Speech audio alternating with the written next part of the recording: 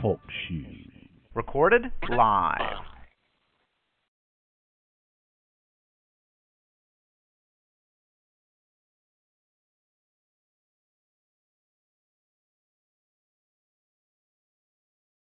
These are provisions, broadly and specifically with regards to infrastructure, that Republicans have traditionally supported broadly.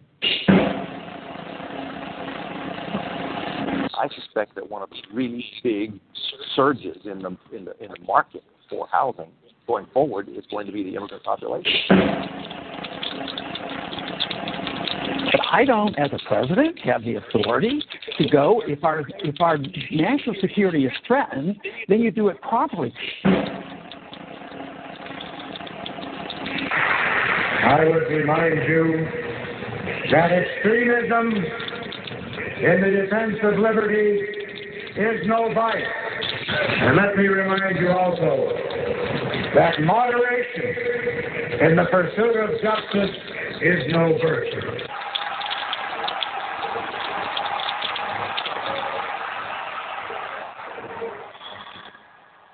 This is how liberty dies. It's under the law.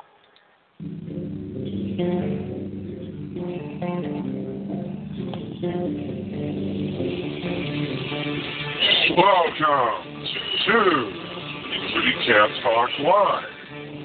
This is your host, Todd and the Barnett, and his co-host, James Lanford Jr. Hey, everybody. Thank you for... sorry about that. Gotta stop that. Thank you, everybody, for tuning in to the third season premiere of Liberty Cat Talk Live. Oh, boy. This is the third season of the show, now on Talk Show. And, yep, this is our show now. It's live. We are now on the air. And believe me, it's going to be a great show tonight. We're going to be talking about a lot of stuff. So I'm glad that we're going to be, calling in to talk about the ideas of liberty, and this is going to be exciting. This is going to be exciting all the way around, and this is going to be fantastic. So I can't wait for everybody to basically come on board. It's going to be exciting. It's going to be quite an interesting show tonight, so there you have it. And, it's going to be very interesting to see how this is going to be on Talk Shows. So here we go, and it's going to be exciting for the season as we're going to be talking about a lot of the key issues, yada, yada, yada. I mean, it's going to be exciting as hell. So, with that in mind, that's what we do, and we're going to be talking about all these issues, left and right. Now, I just want to remind my listeners to wear your liberty caps. We are freeing ourselves from the control of the state. We are freeing ourselves from the control of the Republicans and Democrats. We're fighting them tooth and nail all the time, every day, no excuses. Yes. Yes, yes, yes. Okay, so having said all that, we're going to bring my astute colleague here, my partner in crime, Jim Landreth. Jim, you with us? I'm here. How are you doing today? Oh, that's great. That's great. And right now we've apparently have we've got a lot to talk about, but first I just want to ask you, Jim, how was your time and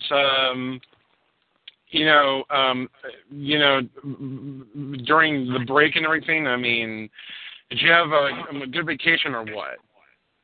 It was a good vacation. Had some time off. Started a new job, a better job, so I'm good. I'm good there. That was helpful, and some good positive change happened. Oh, wonderful, wonderful. So this is going to be exciting. And, of course, we've got those people on the air with us. Right now, the only person that we have on the air right now is one of the panelists. One panelist, unfortunately, will not be able to show up tonight, unfortunately. And I sent her email. I never got back. And I'm trying to get Edgardo Peregrino to come on the show, but apparently he seems to be away, so I doubt he's going to be able to make it tonight. So, anyway, we're going to bring him on the air for the time being, but in either case, he is the... First of all, let's introduce one of our guests. He's supposed to be with us in a second here, and I guess, Jim, you'll kind of temporarily be one of the panelists, along with co-hosting the show, just temporarily at least. So, but we'll see how everything goes for the night. But having said that, he is the director of the RLC. He's the past chairman of the Republican Liberty Caucus, that is. He used to be a chair of the Libertarian Party of California. I believe he was responsible for propping up the Canadian LP. Perhaps he can correct me on that. I think that's what he told me. Please welcome our very good friend on the show, Bill Westmiller. Bill, you with us? Bill? Hello, Bill. Hi, Todd. This is Alan Pyeatt. Am I the person you have on the air? Oh, yeah. Okay. Oh, sorry about that. Mistaken identity. No, I thought. Okay, that's Alan Pyeatt. He's the Libertarian Party of California activist, and I guess everybody's coming in late, so I guess that's what we'll do. So. It's going to be exciting, and of course, I guess we're going to be talking about a lot of stuff. So here we go, Alan. There we are. And thank you for coming on the air. Good to be here. Oh, no problem. I thought that was. I was hoping Bill Westmiller would call in. So. Well, maybe he'll be along a little later. I hope so. So. Having said all that, I hope that he does come on the air. So, because he did said that he would show up. So, anyway, I wanted to let everybody know that if you have any questions, please email us at todd@barnett and give your email addy for once, Jim. It's James@jameslandreth.com. Right. Okay, so here we go. I guess the big thing that's coming up on this week right now, at this point, is, well, apparently Mitt Romney and, of course, Rick Perry got it on during the GOP debate last week or so. I think it was last week. Yeah, it was last week. And they were basically getting touchy-feely with each other, and they were basically bitching about what's going on and about a lot of problems, with this country. I mean, I will tell you, the GOP field is starting to look really, really bad, with the exception of Ron Paul. And too bad Gary Johnson's not allowed in the debates. But other than that, when you see somebody like Rick Perry and Herman Cain and Michele Bachmann, and oh, by the way, let's not forget, John Huntsman didn't even bother to show up. I just think that the GOP field is in serious trouble, and I don't think any one of them, unless if it were Ron Paul, really stood a chance of beating Barack Obama. I think they're deluding themselves if they really think that they can take on Obama for November 2012. I think Obama is going to win. at the way things are going because of this weak field. But I hope I'm wrong. What say you on this, Alan? What do you think? Oh, I think you're absolutely correct about that. What you have to look at, what has Obama really done that would turn the power elite against him? Absolutely nothing. He's done exactly what the power elite wants. Basically, extended Bush's policies and put some of them on steroids. He has extended government control over health care. We're seeing a quote-unquote withdrawal from Iraq, but as we know, it's merely a redeployment of forces, extending forces into Central Africa.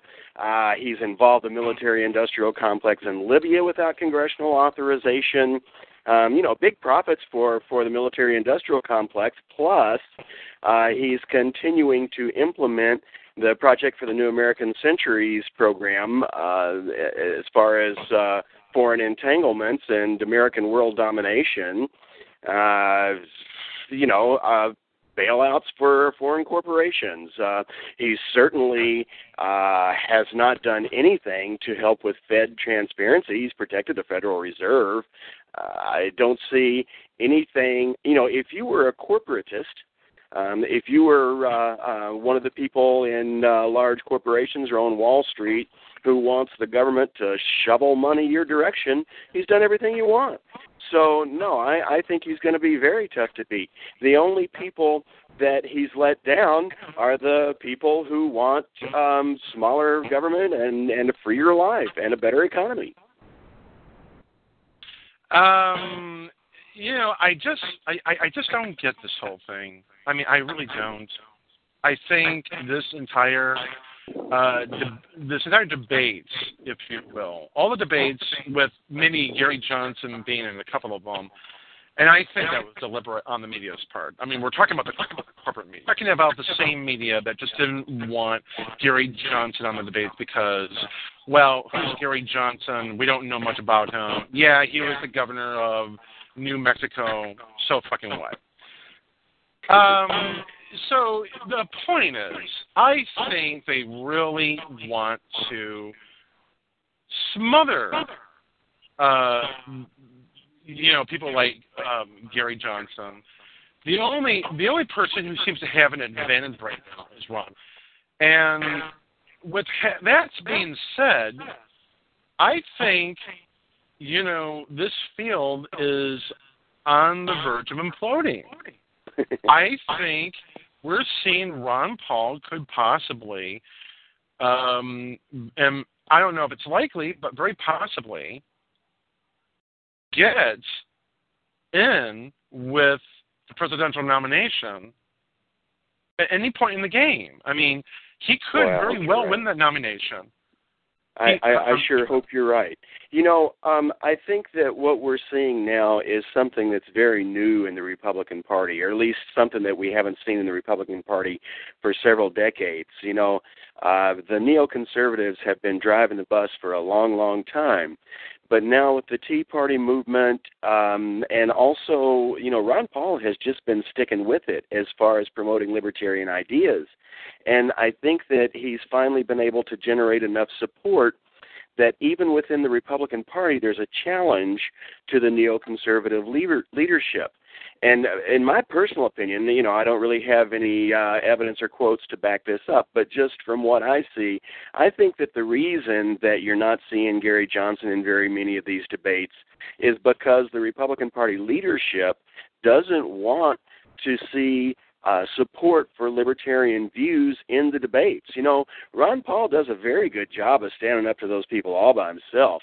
And with Gary Johnson chiming in with a libertarian line also, it's very possible that, what we might be seeing on TV is the defeat of a lot of the neoconservatives' program. Right. What do you think, John?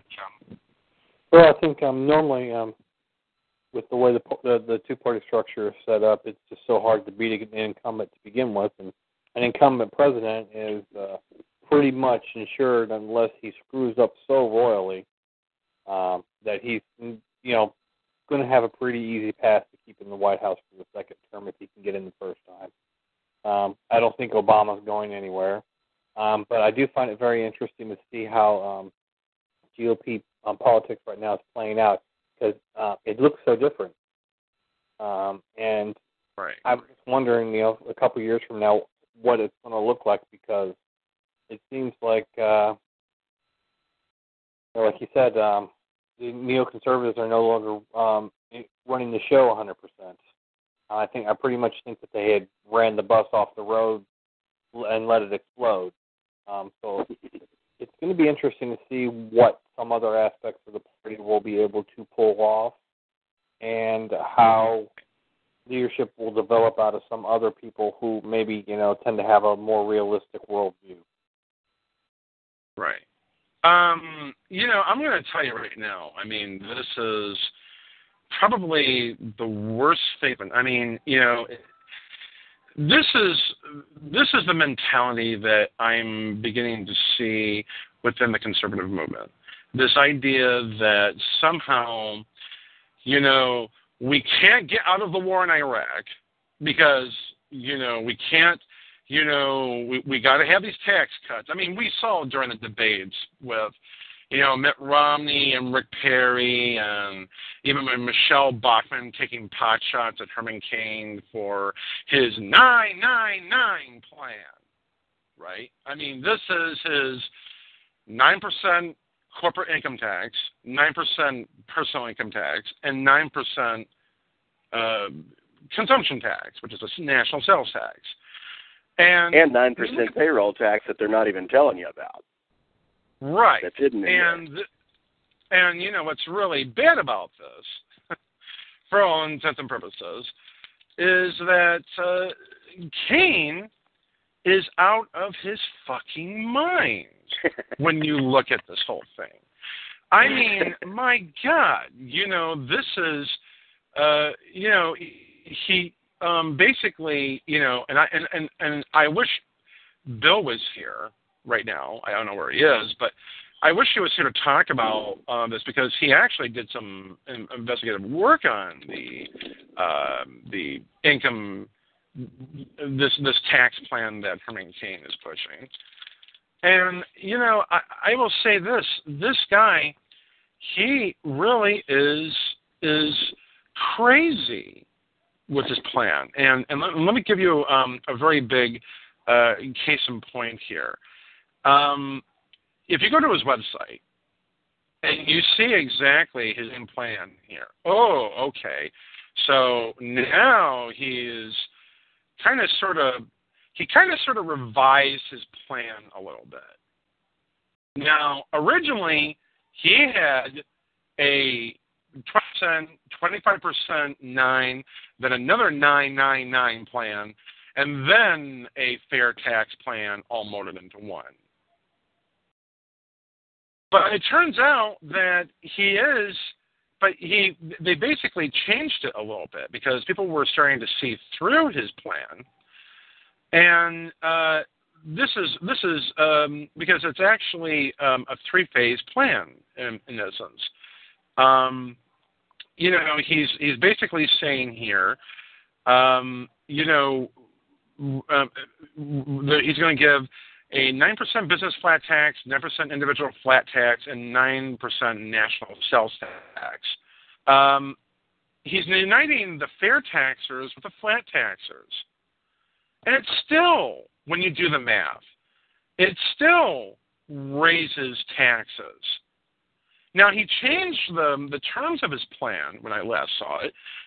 It does somewhat of a better improvement than when he originally proposed it, because what he proposed originally was god-awful. It was 25-25-9. And then, of course, the 9, it was like a 25% in the phase 1 part of it, 25% business tax, 25% personal income tax, and I believe it was a 9% corporate income tax, if I'm remembering this correctly. Then in phase 2 would be a 9% flat tax, businesses, 9% individual flat tax, then a 9% national sales tax. Then the fair tax comes in with the 23%. I mean, I'm thinking this is fucking insane. Is it not, Alan? Well, there are a lot of things that I would say are wrong with it. For one thing, at the 9999 level, and again, 4 nines really, because it eliminates deductions for payroll taxes, so it's essentially a 9% increase in payroll taxes also. So when you look at it, he says it's revenue neutral at those levels. Well, first of all, why should it be revenue neutral? Secondly, why the 999? It really just sounds like he's put something together that'll sound catchy and quirky rather than something that's justified on the basis of its economic merits.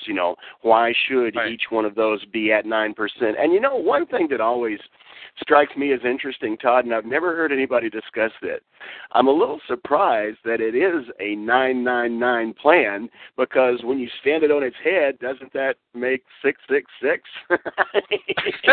Oh my God, it's the mark of the beast, and he's selling. I know. It feels that way. It feels that way, doesn't it? Now we have a caller on the line here. I think I know who it is.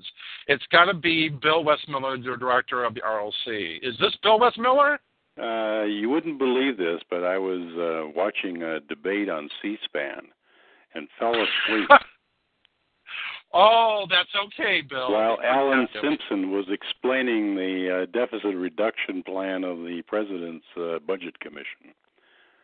That put me. Hey, at least it's gotten you so. And now that you feel so energized now that at least you're willing to take Herman Cain by the balls. Now, I will tell you this: we just started talking about Herman Cain's 999 plan that that he's become the target of at the recent debates, and you actually investigated this bill.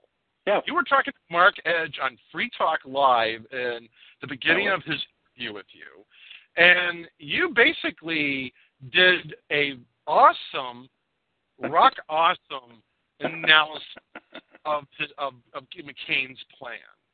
And tell us what you found and what's changed since then. The bottom line is that, number one, Cain's plan is a tax increase for 80% of all people who pay taxes in the United States. It is not a tax reduction, and that's the biggest thing that people don't understand. They hear 9% and they think, oh, wow, that's really great because I'm in a 20% bracket.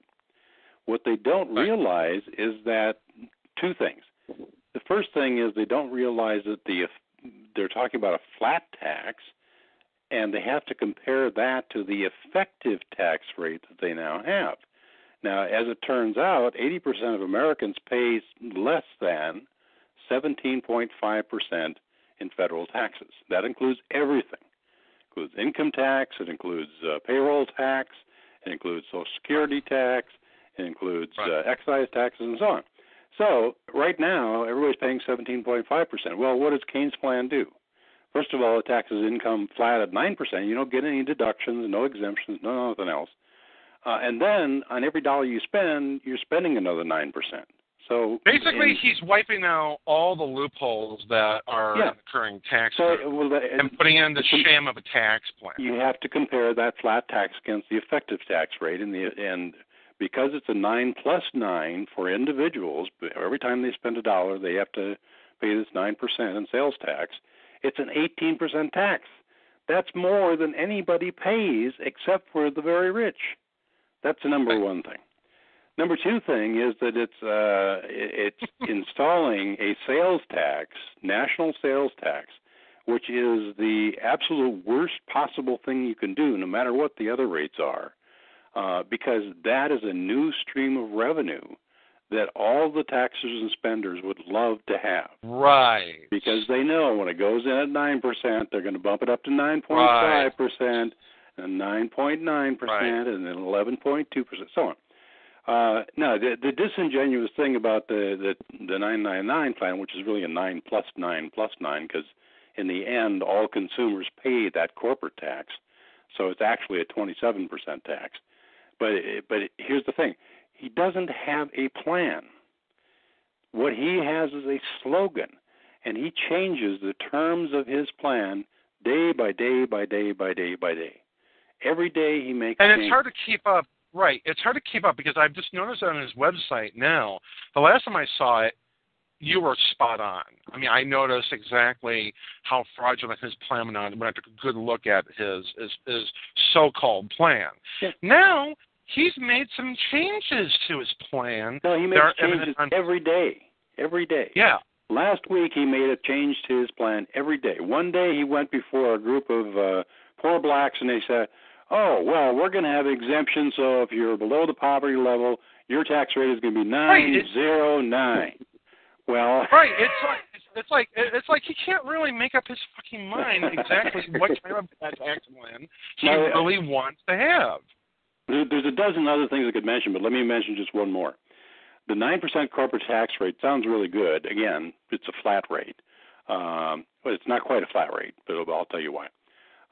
Because the current corporate tax rate is up around 25-30%, depending upon how much money the company has coming in. Mm-hmm.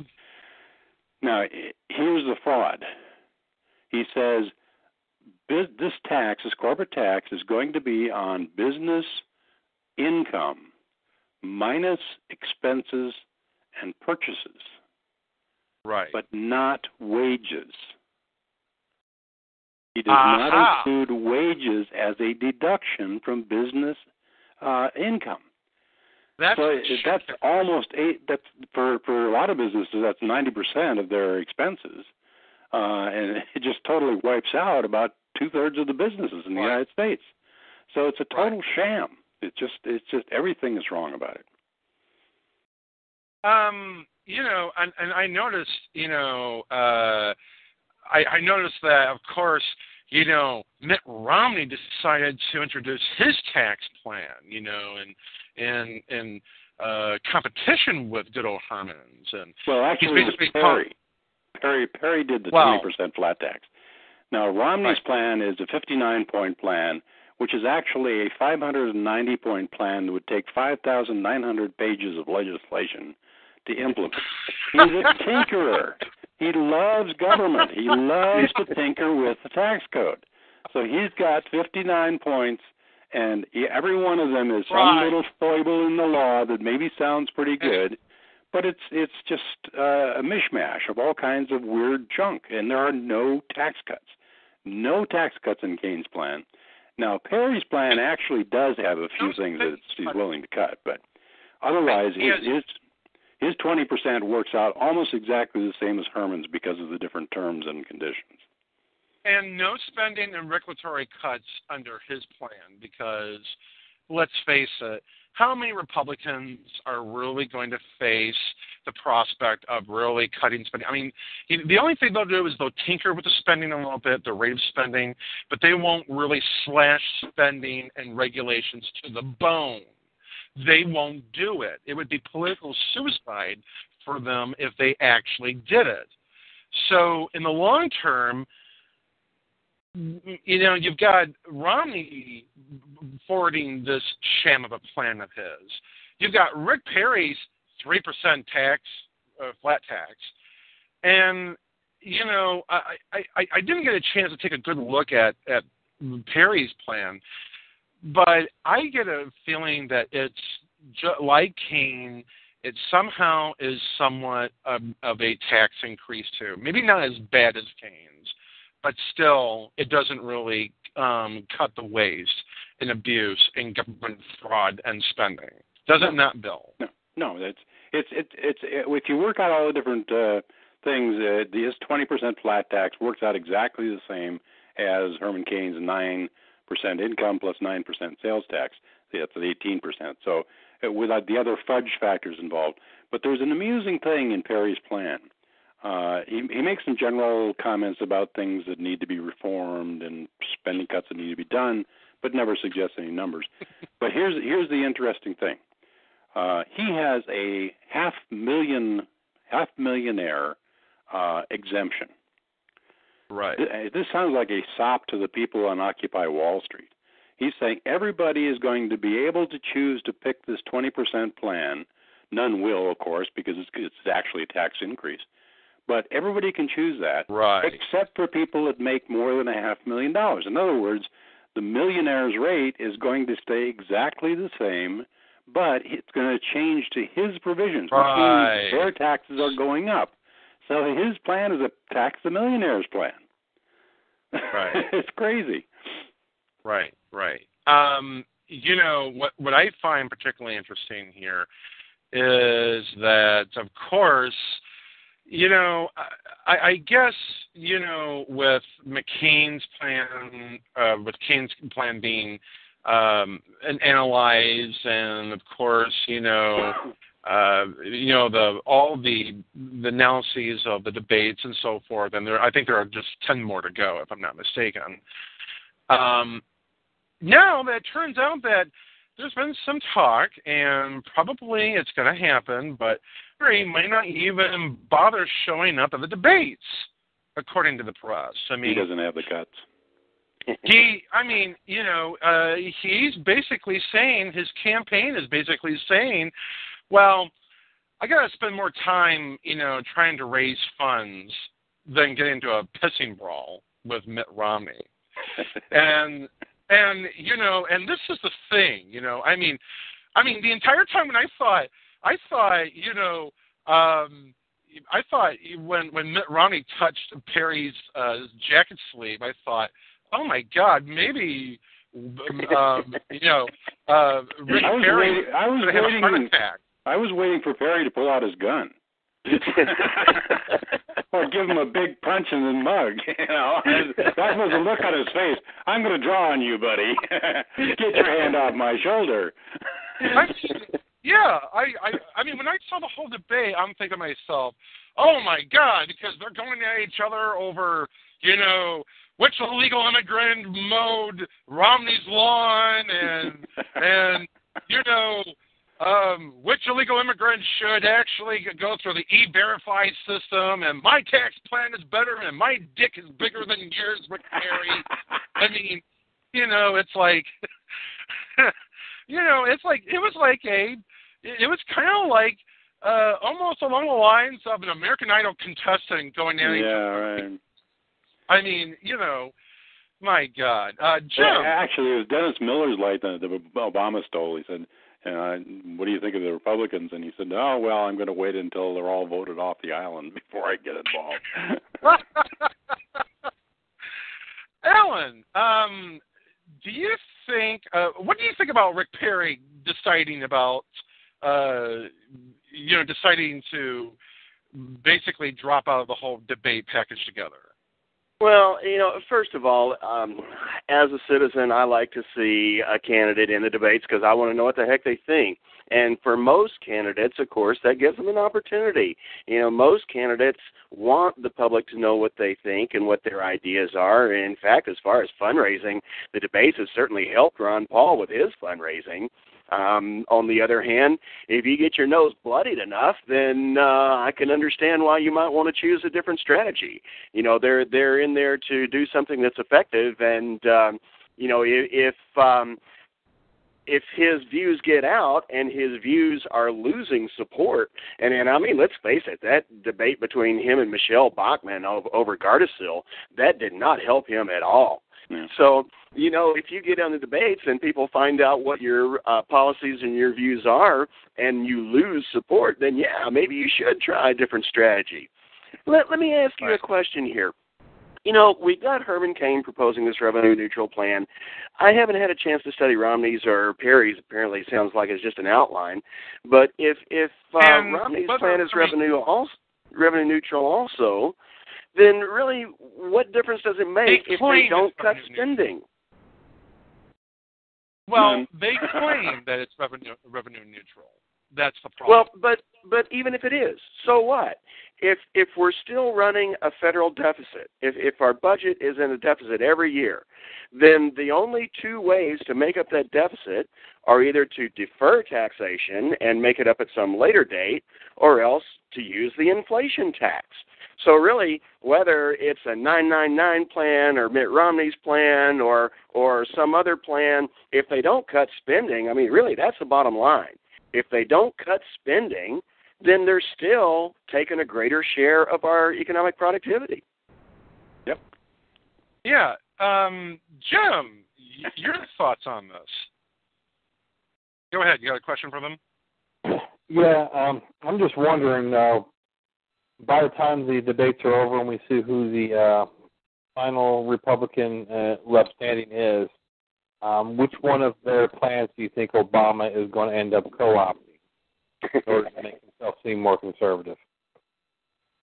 The Democrats would love to run against Romney, and they can take those 59, position papers of his and start proposing them to Congress where they're going to get defeated, and he's just going to wipe out Romney. Just no two ways about it. He's going to wipe him out on the health care debate because Romney is in favor of everything Obama did, except it's done on the federal level and the state level. He's just going to wrap him around the pole. There is everything that Romney says can be co-opted. Of course, Romney will change his mind as soon as it is. He'll be opposed to whatever Obama suggests. Oh, well, yeah, I suggested that last year, but now we're in the general election, so my position is this. No, I think Obama would love to run against Romney, and that's who they're hoping is going to get it, and that's who most of the liberal media hopes is going to get it. And so I'm sure he'll come down to the wire, which will probably be South Carolina or Florida, something like that. But it's going to be interesting to see who comes out of it. Right. And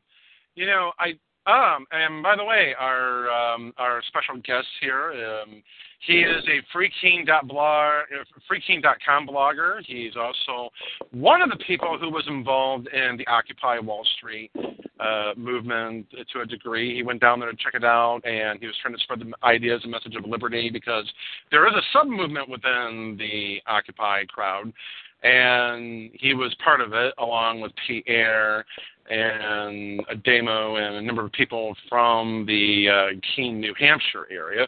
Please welcome my very good friend, Ethan Lee Vita. Ethan, you with us? Yes, I am. How's it going? Great.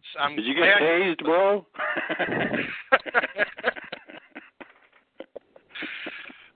Ethan, thank you for joining us on the show here, and I really appreciate it, man. And I guess my big question for you is, first off, tell us exactly what was it like to be in New York City with the occupiers, and tell us exactly what were your experiences, what were like, what you saw.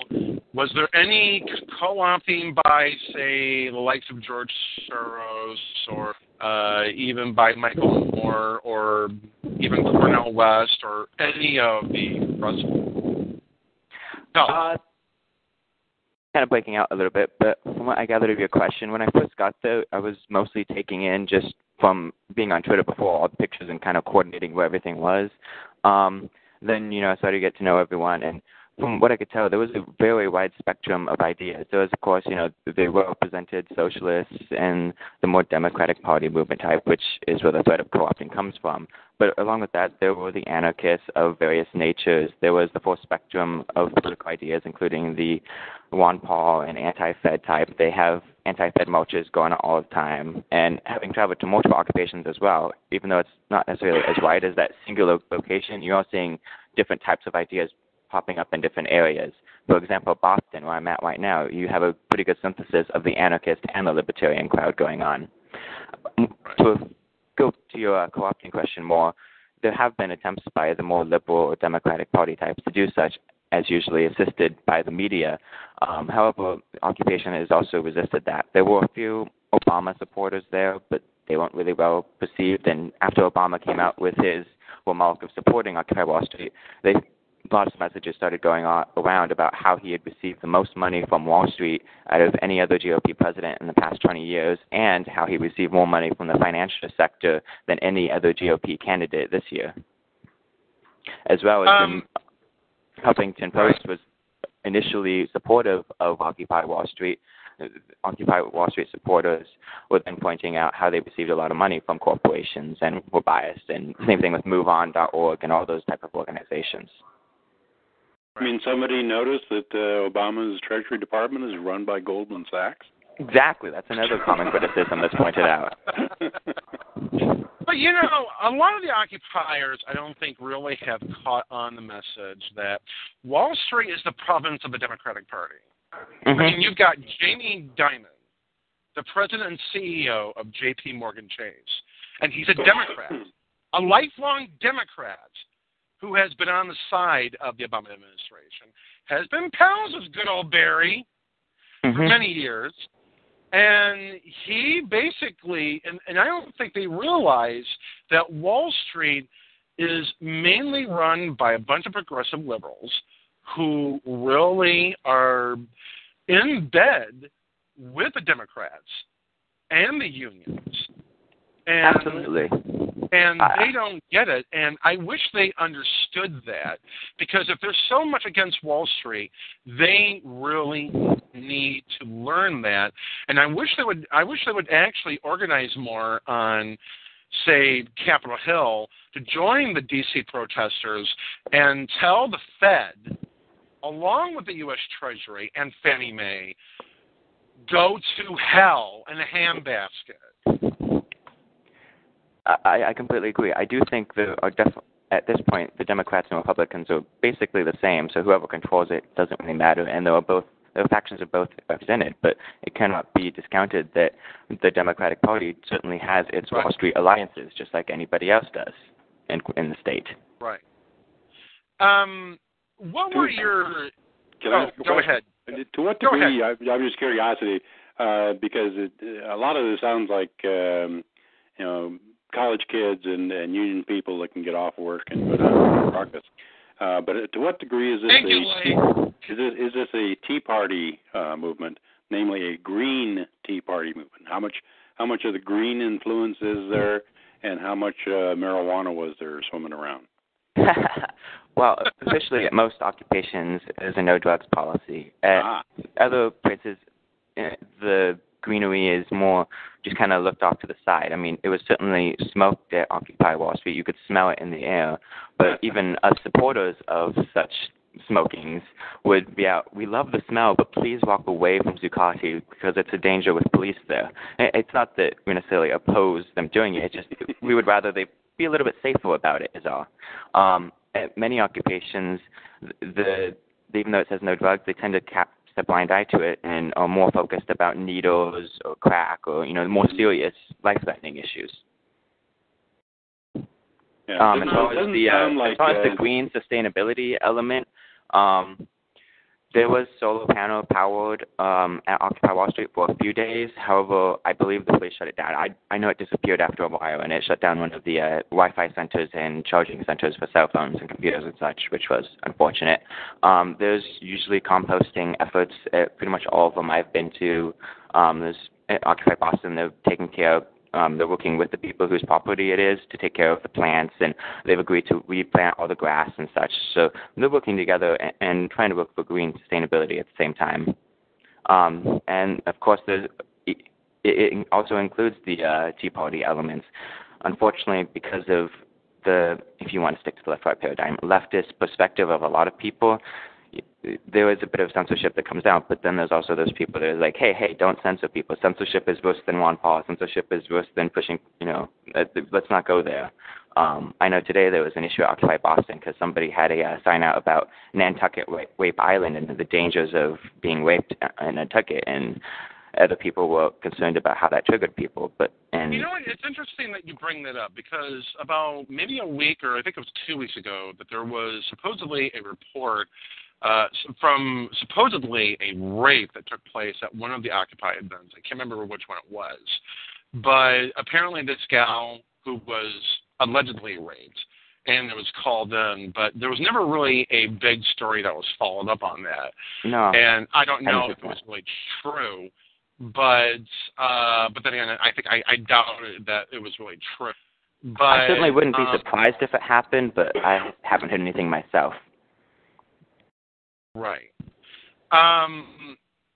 You know, I kind of wonder, Ethan, when you were down there, specifically in New York, and I think you went with Pierre, or I'm not sure if you went individually or if you went together.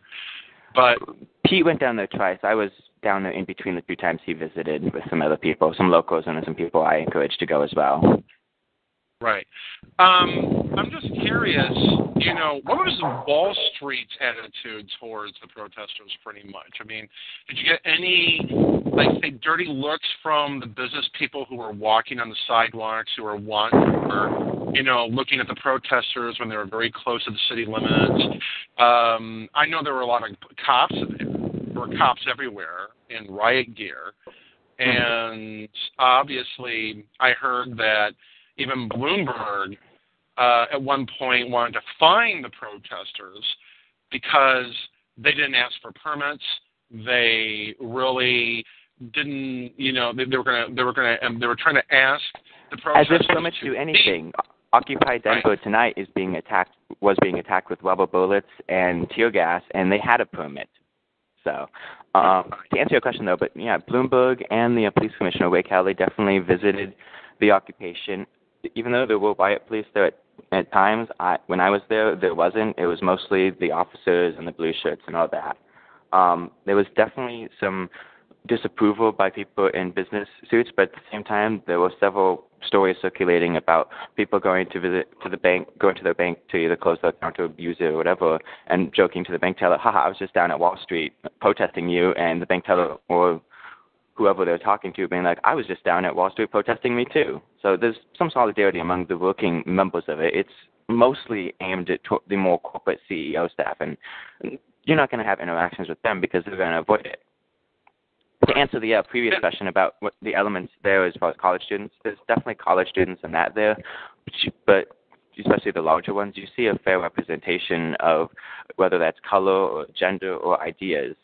I mean, the larger you have one, the more likely it is, but all these stories about it being mostly white, young males being there is completely not true. There was plenty of females at Occupy Wall Street. There's plenty of Hispanics, black, everything. Like it's pretty much, it is the 99%. It's as many as you can get.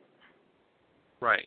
And now, I want to bring up something here, which I think is very, very important, because I think, you know, Herman Cain spoke out at the last debate, saying, you know, umpires should just go home and just get a job, you know, and just shut up. I mean, if you're suffering, just suck it up, pretty much. And does he know that for every open job out there, there's 4 unemployed workers? Well, this is what he said during the last debate. Listen to this. We have another question. This one is a Twitter question. How do you explain the Occupy Wall Street movement happening across the country, and how does it relate with your message? Herman Cain, I got to ask you, you said, quote, 2 weeks ago, you said, don't blame Wall Street, don't blame the big banks. If you don't have a job and you're not rich, blame yourself. That was 2 weeks ago. The movement has grown. Do you still say that? Yes, I do still say that. And here's why. I still stand by my statement, and here's why. They might be frustrated with Wall Street and the bankers, but they're directing their anger at the wrong place. Wall Street didn't put in failed economic policies. Wall Street didn't spend $1 trillion that didn't do any good. Wall Street isn't going around the country trying to sell another $450 billion. They ought to be over in front of the White House checking out their frustration. So I do stand by that. What do you say to that, Ethan? Your thoughts on what he said? Well, yes, the state obviously gave corporations their power, but because the state is a central violent organization, and whoever co-opts it whoever wants to have that power is going to co-opt it, whether that's corporations or the church or families or whatever you have. Corporations are still responsible, though, because they have bribed those officials. So getting rid of the state would be my solution to this issue, but that doesn't discount the fact that corporations have abused the state and use it to their purposes, just as the church before did. Right. Religion and state is just as and corporations in the state are just as bad. It's just different people controlling it. And to put a finer point to it, this is something that even Kevin Carson wrote in his piece. Whose side are you on when it comes to the libertarians and even the conservatives, mainly libertarians, which is,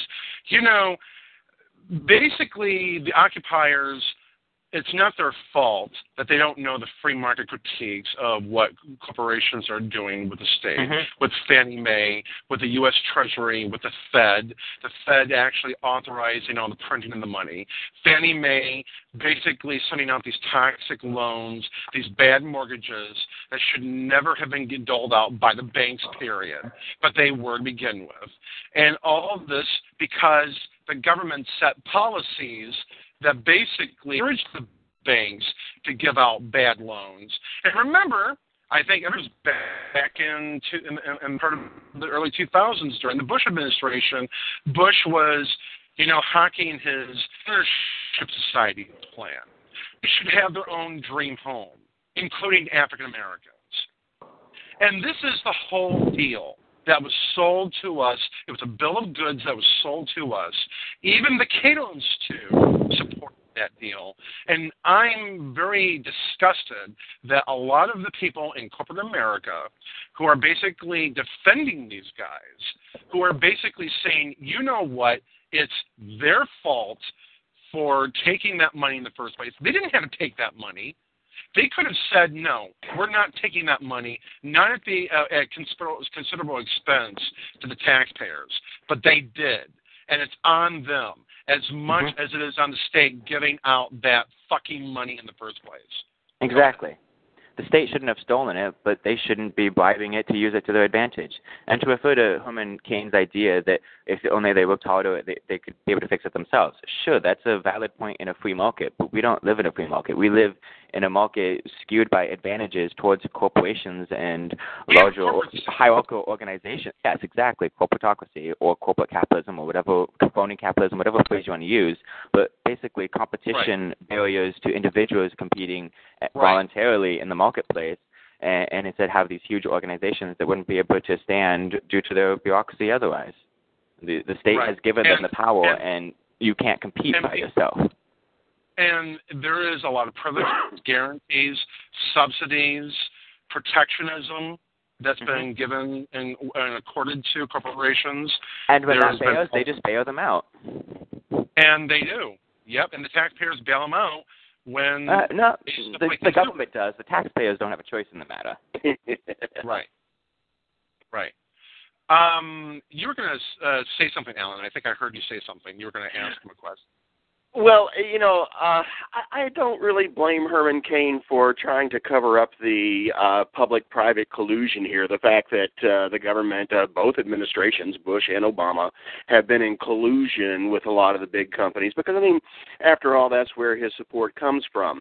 But I tell you what, if I were looking to be elected to the office of president, I would not be trying to alienate the Occupy Wall Street people. That's just the tip of the iceberg of a whole lot of dissatisfaction and frustration with what's been going on with our economy.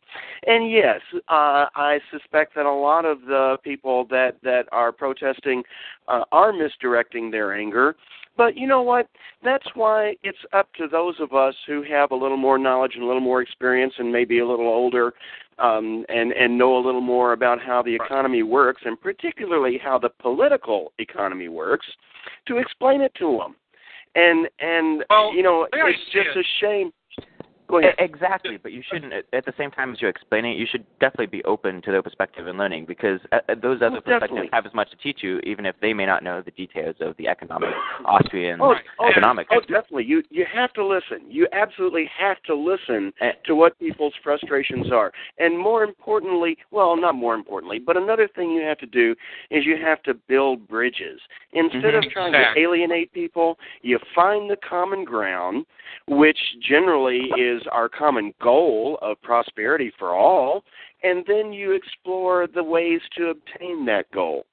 Absolutely, and that's really what I've been trying to focus on a lot. Not just passing out information or making a little money off different products, but trying to reach out to different groups and learn from them, and share some ideas of my own as well. There were several fellow anarchist groups that we were exchanging pamphlets with, and they even accepted multi-anarchist stuff and distributed it.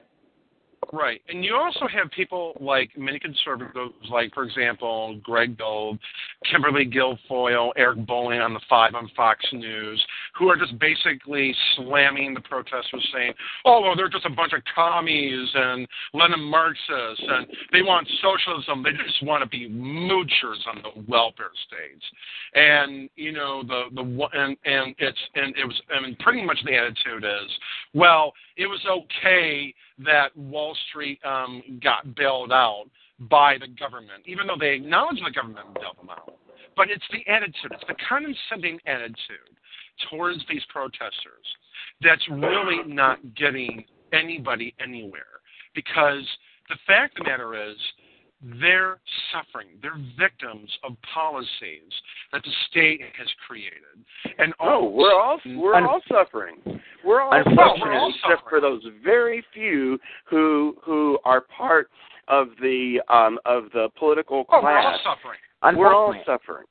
And unfortunately, they're insulated from that suffering, so they aren't truly aware of what's going on. And so they can say things like, get a job or work harder, because they don't truly know what it's like, because they've grown up or at least been insulated for enough decades that it doesn't factor into their mind of how that suffering works. Right. They don't see the consequences of their policy making for millions of people all at once. One thing that you mentioned is listening to people, and we talked about building bridges. As much as I love Peter Schiff, I saw the YouTube videos of him down there at Occupy Wall Street, I love Peter Schiff, but the fact is he was not connecting with those people, and as much as I like him, I really think we need somebody else down there trying to build the bridges. I mean, and the thing is, that little pissing match that he was getting with Cornel West on Anderson Cooper on CNN was just, the life of probably the Libertarian Conservative Party for him. This is the guy who basically ran for Senate about a couple of years ago. I think it was last year, if I'm not mistaken. And he basically was pretty solidly Libertarian on the economic front, but he was pro-war on the foreign policy front because he happened to disagree with Ron Paul's position on the war. And when that video got leaked out, and I've been told how arrogant and smug this guy is in person, and believe me, that video reeked of it. I just wanted to go up to that guy and say, look, what the hell are you doing? You're not connecting with these protesters. You're basically goading them into a fight, and it's not really doing anything. This glib, cavalier, condescending, well, I'm smarter and better than you protesters attitude is just really turning off a lot of people. If you really want them on your side, then you better rethink your strategy because it's not working. Absolutely, and even though I don't think Peter Schiff is necessarily part of such an operation, he's using the same tactic as mainstream media and what you were referring to on Fox News. It's part of the co-opting effort. The right side condemns it while the left accepts it. It's the exact opposite on the stupid paradigm that they did for the Tea Party, and most occupiers recognize that. Other than a select few that still think that the system is going to work and they should be changed, most of them are completely aware of the co-option efforts and are doing their best to resist them. Right. And the right is conveniently forgetting that the left did the same thing to them when it came to the Tea Party. They're conveniently forgetting that. Now the tables are being turned on the left, and the right is doing exactly what the left did to the Tea Party when it came to the health care debate, when it came to the financial reform debate, when it came to,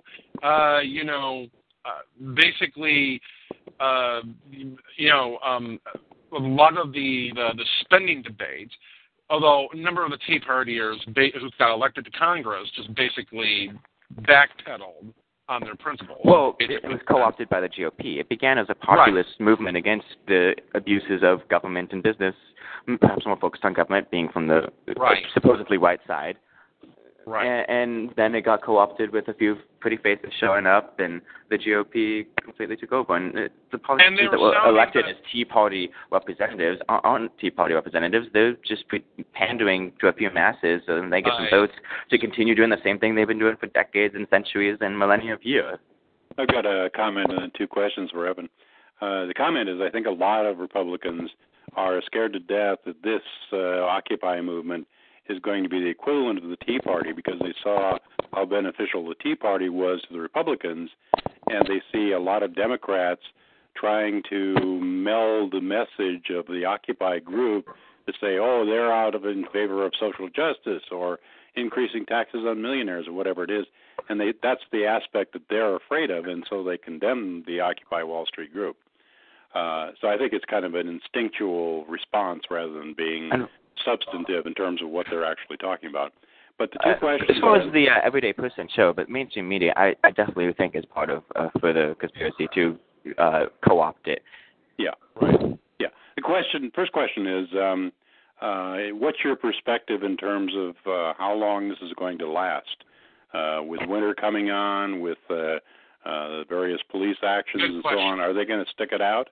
And the second question is, are they going to be anywhere an element in the next election? Are they actually going to go out and do something political?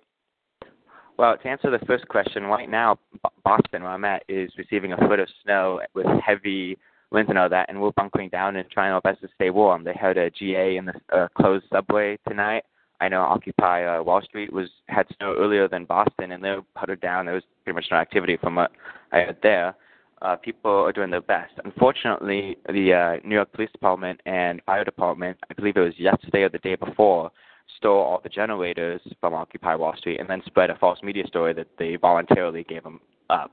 So they're suffering a little bit of a setback now. So if anyone has a generator and wants to help out Occupy Wall Street, I'm sure they would appreciate that right now. Well, how long in general terms do you think it's going to last? I really don't know. I've thrown out the idea of I think it should have a left of East Coast, West Coast, and Midwest and areas, and move north-south with the seasons. It hasn't seemed too popular among others. I've heard other ideas of cells, branching out and trying to occupy buildings and then meeting back up in summer. So it'll be interesting to see how that works out. As far as the police repression, a lot of them have been shut down, but more and more keep popping up, and it seems the more public and high-profile the brutalities, such as what happened at Oakland with sound cannons, rubber bullets, bean bags, 10 volleys of tear gas, flashbangs. They ended up, the police chief resigned, and they allowed them, well, somewhat allowed them back into Oscar Grant Plaza with more than they had before the police repression. So it seems, as usual, the more police repression there is, the more it pulls people out, which will be a beneficial thing. Are they going to be a political factor in the next election? I would hope not. I've certainly heard rumors of, there's the political groups, individuals among us that would like to start a new party, or if we just vote for this person, that'll fix that, and there's a few Obama supporters. But the vast majority tend to be anti-political in my experience and don't think politics is going to fix it. They're more focused on what do we build afterward. And that's the threat the government sees. We're discussing ways to replace them, hopefully with something better than new government. Unfortunately, not everyone agrees with me on that. But discussing ways to replace them, really, and that's what frightens government to the core. Right. Well, what's really interesting about this is that I think several weeks ago, maybe it was 2 weeks ago, 3 weeks ago, I can't remember when this was announced, but apparently there was a rumor going around that some of the Tea Partiers wanted to launch a national convention, to actually discuss the various issues. I heard something about that. It was floating around on Facebook on the news feed, and I noticed that there wasn't much talk about that. Have you heard anything about this? And if so, is it really going to carry a lot of weight with the upcoming November 2012 election? As an anarchist, I'm really not the best person to ask political questions. I stopped following the Tea Party when it moved away from the whole Ron Paul anti-government, limited government idea and more became a GOP co-opt thing. Convention is just another step in that direction, I see. Right. I suppose it'll help the Tea Party caucus or whatever they want to call themselves, but as far as how it plays a role on the whole election, most people who analyze that stuff aren't even accurate anyway, so I don't want to add myself to that list. Well, I guess one question here is, I'm sure you followed what was going on with the Oakland, California incident that happened. Absolutely. And what happened was one of the Oakland police showed up. Anthony Gregory actually gave a detailed analysis of this. Apparently, what happened was that the police showed up, they tear gassed the entire area, the perimeter where the protesters were at. And are you discussing the first attack or the second attack? I think it was the first attack. I'm not so sure about the second attack. Or maybe that was the second attack. I don't know which. You probably are more familiar with this than I am. But do you want me to give a brief rundown? Yeah.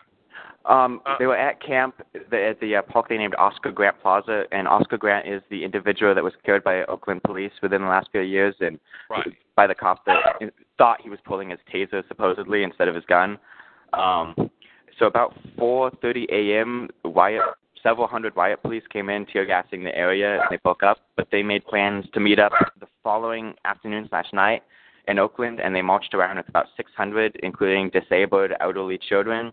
And 500, 700 riot cops showed up, launched 10 volleys of tear gas over half an hour, maybe an hour. Firstly to shut off the lights, and then they threw in 5 flashbang grenades, concussion grenades, which knocked several people out. There was a live stream that was feeding from a phone that was just laying on the ground. They used rubber bullets. One hit an inch above an Iraq veteran's eye. He had to go through brain surgery, was in critical condition, and he can't speak anymore because it damaged the part of brain dealing with speaking. There's a $1,000 reward for the identity of that officer who fired that round. They were using beanbags. They were using sound cannons, which within a certain distance can permanently damage hearing. If you watch the video, it looks like a complete war zone. Torrijos supporters said it looked the same as Torrijos several months back. There's videos of people trying to push someone in a wheelchair, dodging tear gas canisters falling. There's people, the soldier that fell and was hit. They had to send rescue operations in, and they were being attacked. The medics were being attacked by the police as they were trying to rescue this guy. It was like something you would see in another country, not in Oakland, not in the United States of America. Right. I was surprised it happened in Oakland because I thought everybody there would be sympathetic. Oakland's ghetto areas tend to have pretty bad police, but fortunately the police chief resigned, even if they didn't cite the occupation as the reasons. They claimed it was bureaucratic negligence and not enough resources, which sounded kind of pathetic to me. Right. I heard that that one of the protesters, he was actually a man who I believe was an Iraq war veteran. Yes, that was the one that was hit an inch above the eye. Right, the one who got hit with a canister and which fractured his skull. He was in critical condition. Now he's been upgraded to fair condition. Yes. Hopefully his condition is going to be improving as the days wear on. And then, of course... Well, since he was upgraded, he had to undergo surgery. Still didn't completely hear him. Like I said, he can't speak anymore because that part of his brain is damaged. Right. Oh, well... I feel bad. I really do.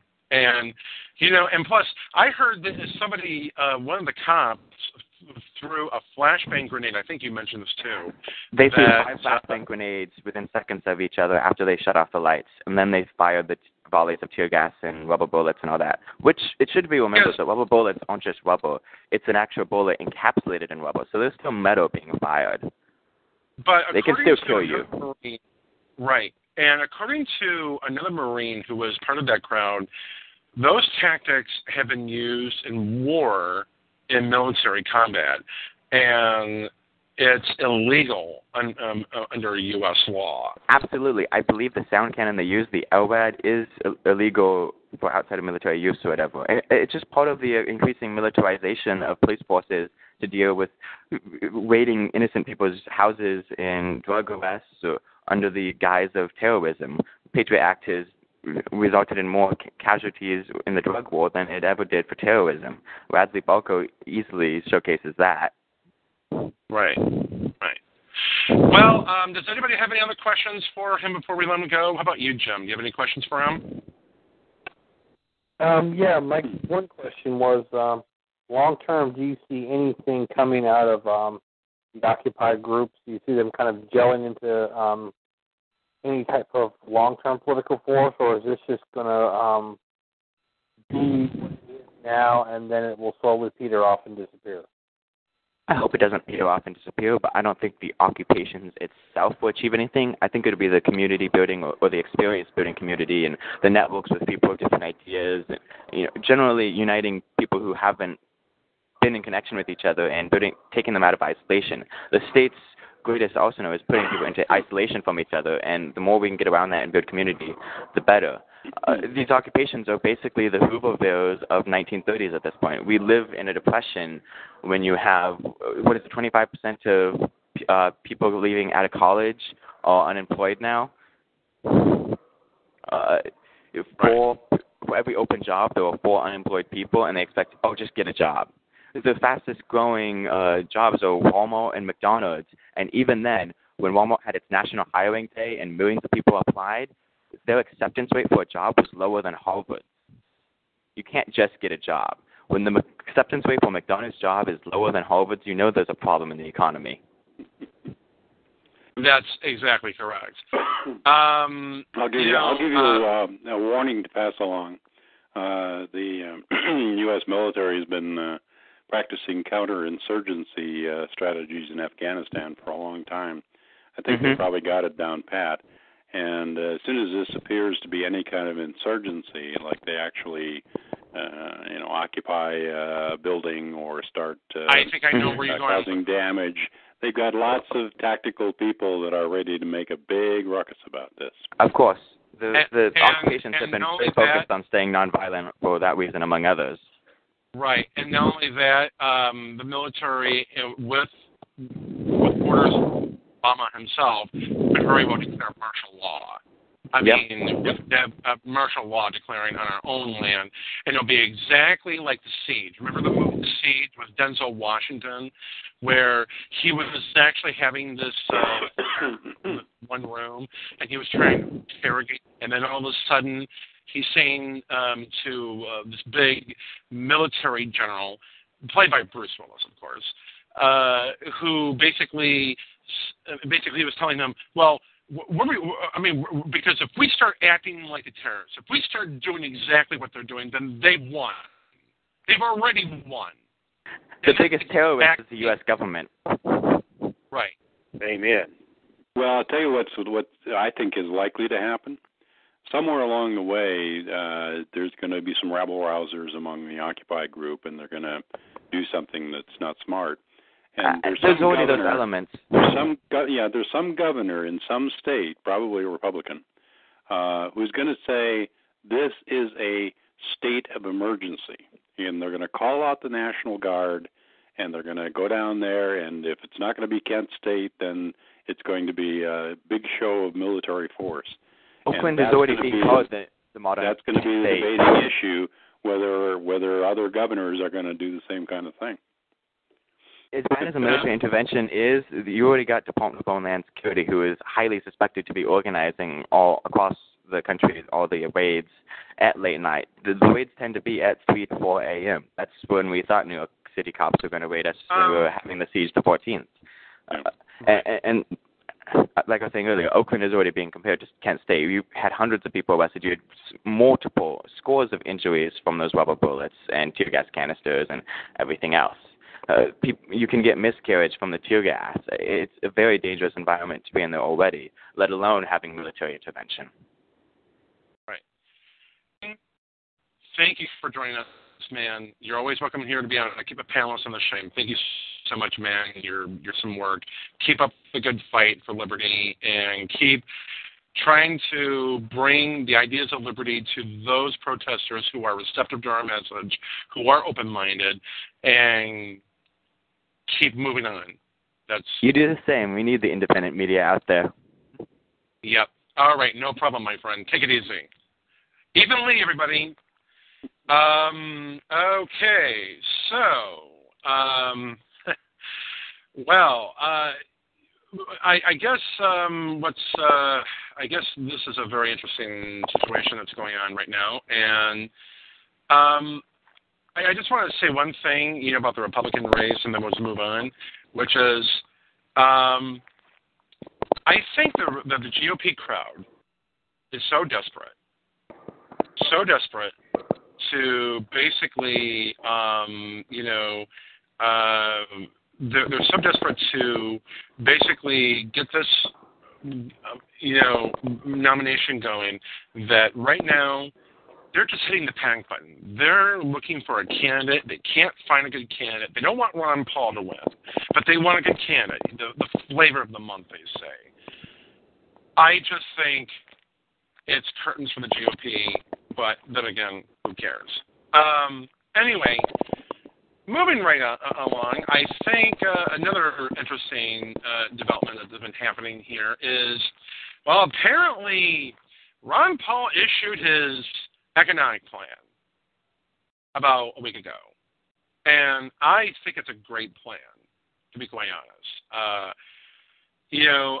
But I've been kind of just disappointed with some of the particulars. I wish he would have gone further.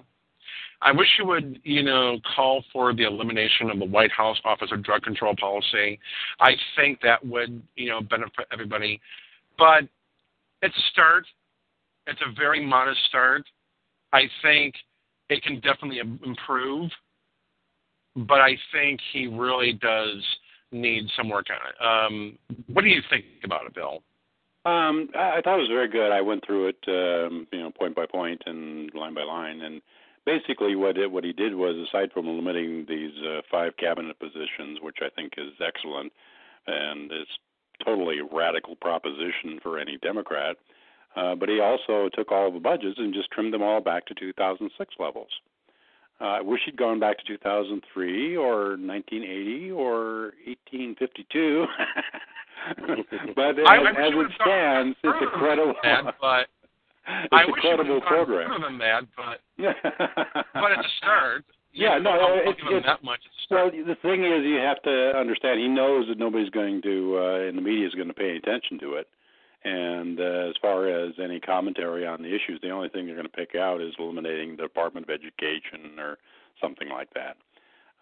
And the only thing is they did start picking apart on that part. Yeah, the only thing the Republicans are pissed about is the fact that he's cutting the military by $500 million or billion or whatever it is. But I thought it was a reasonable. Yeah, it was a reasonable plan and had the good tagline. Let's cut the $1 trillion.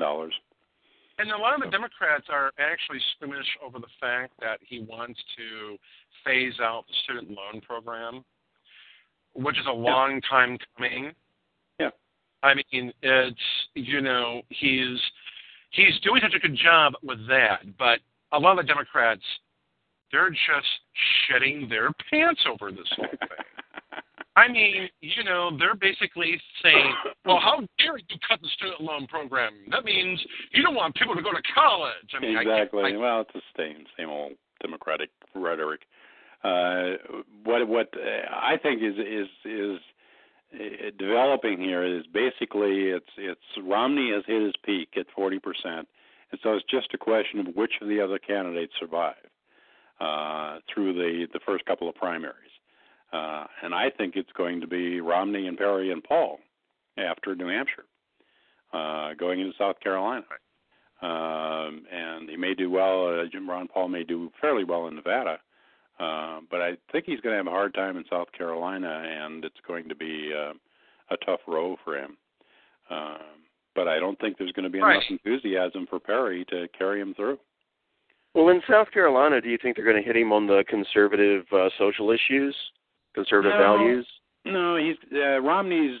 How can I put this? A, he has the money. B, he has the finesse. C, he has the impression that he's fostered that he's the best one to beat Obama. And the South Carolina primary is basically who's the best candidate to beat the Democrat. And so I don't think any issues really matter.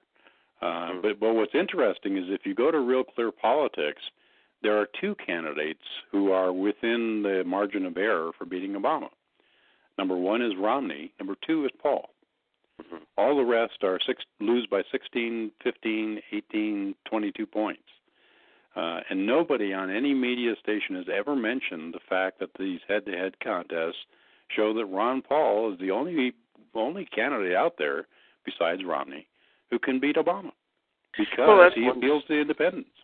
That's why I think that independent media is so important. Like Eden was saying, independent media is extremely important, and one of the reasons is because the mainstream media certainly doesn't influence. Right. Obviously there are certain issues that the mainstream media simply does not want in the public debate, and those are the very issues that Ron Paul has been pushing.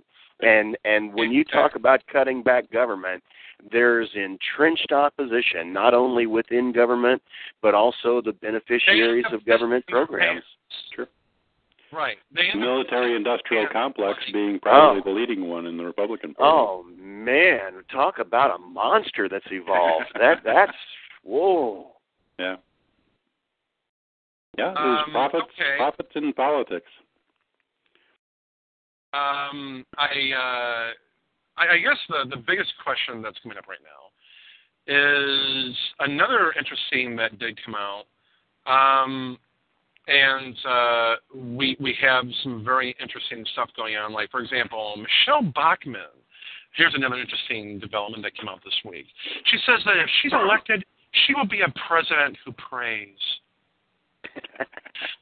I mean, she's trying to insert religion into this thing. I mean, this is my biggest pet peeve when it comes to Republicans. I mean, why should you just bring religion into an office?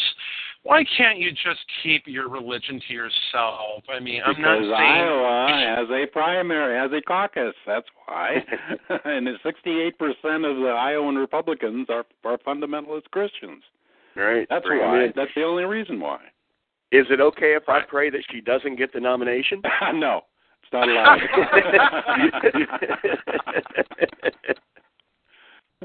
No, she's the only Bachmann would be out of the race right now if it weren't for the fact that she's got a book that is going to be released in December. So she's got to stay in the race to promote her book, just like Cain. Well, maybe she should sacrifice a lamb or something.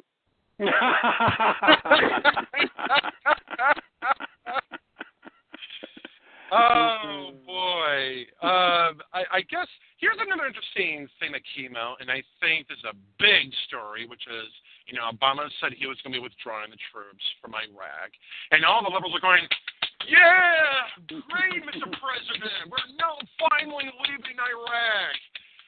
Oops, we're going to be leaving 16,000 federal contractors in Iraq at taxpayer expense. So it's not really withdrawal. The thing that irritated me was not, of course Obama's going to take advantage of everything he possibly can, but the fact is all Obama was doing was just following the Joint Forces Agreement that George Bush signed before he left office. He made the agreement, all the troops were coming out of Iraq by the end of 2011. What? That's George Bush's deal. It got nothing to do with Obama. Right, but here's the thing, though. Why weren't the Republicans upset with George Bush for making that deal? And because he didn't have any choice. He didn't have any choice. The United Nations... Obama is honoring that deal. Republicans are opportunistically taking advantage of that entire situation. Well, I don't know if you remember the history, but what actually transpired was that because the AUM, the authorization for the use of military force in Afghanistan, didn't really apply to Iraq, the Bush administration, rather than asking Congress for declaration of war against Iraq, they went to the UN. Remember, they said, oh, they always got all these chemical weapons, the WMD, and all this crap. And so we need a UN resolution authorizing us to go in and get rid of all of these WMDs. And the UN said, okay, here's the deal. You sign on this dotted line, you can go in and get rid of all the WMDs. You can get rid of the, Saddam, and as long as the new government has, within 2 years, an opportunity to vote on your occupation. So he said, oh, okay, that's fine. That's good. So he signed. Well, after not 2 years, but they technically extended the thing 1 year by 1 year by 1 year, and then the UN, basically Russia and China and a few other people said, we're not going to renew this anymore. You have to comply with whatever the Iraq Parliament says they want. They are now in a position where they have a legitimate government. They've had elections, blah, blah, blah, blah. And the Iraq Parliament said, no way, we don't want the goddamn Americans here. We're not going to renew this thing. And that was the bottom line. It had nothing to do with Obama or anybody else. It was just the Iraq Parliament said, get out. Well, Bill, if push comes to shove, do you think that the American administration, whether it's Bush or Obama or whoever, would really listen to the UN or the Iraqi government or anybody else? Yeah. Yeah, they'd listen to the UN because they know that if they go against the will of the UN Security Council, the 9 permanent members and whatever else they have, then their legitimacy with the world in terms of invading all these countries on a whim is totally gone. And if there's anything that the bureaucratic State Department and the establishment want, it's a strong UN. I mean, that's more crucial to the bankers and the military-industrial complex than anything else. The UN's got to be strong.